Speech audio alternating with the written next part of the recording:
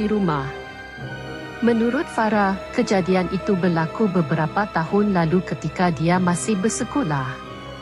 Ketika bekerja pada shift petang, ibunya membeli lauk siap masak dan akan menelefon Farah untuk memasak nasi di rumah.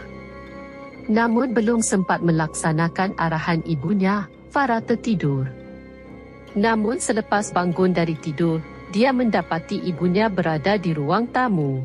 Farah lihat emak duduk di ruang tamu memakai kaftan.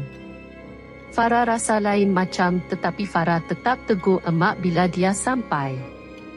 Bagaimanapun, emak Farah itu tidak menjawab pertanyaan. Farah beranggapan ibunya marah kerana nasi belum ditanak.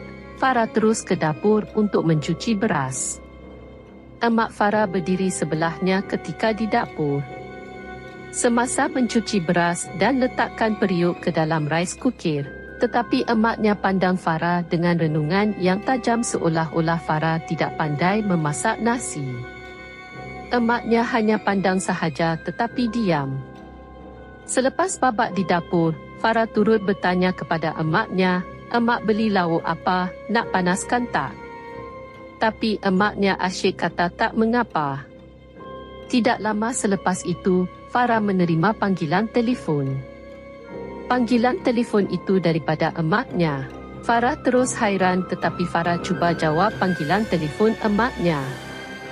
Emaknya berkata, "Farah, tolong angkatkan barang mak ini naik ke atas. Sebentar lagi mak sampai sebab mak nak ke kedai depan sekejap."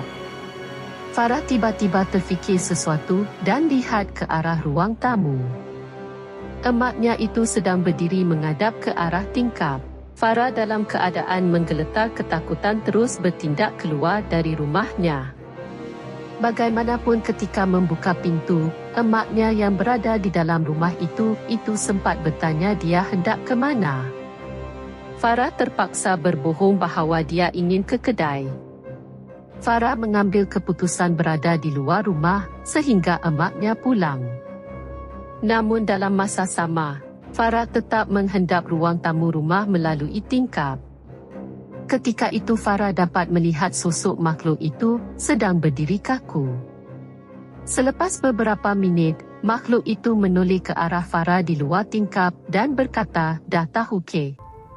Susulan dari itu, Farah tidak dapat mengawal perasaan terus menangis ketakutan. Setiba emaknya di rumah, Farah mengadu perihal yang berlaku. Apabila Farah dan emaknya memasuki ke dalam rumah, baunya lain macam dan mereka tercium bau wangi seperti bunga. Justru, kata Farah, pengalaman seram makhluk halus menyerupai orang yang dikenali adalah paling dahsyat menakutkan bagi dirinya.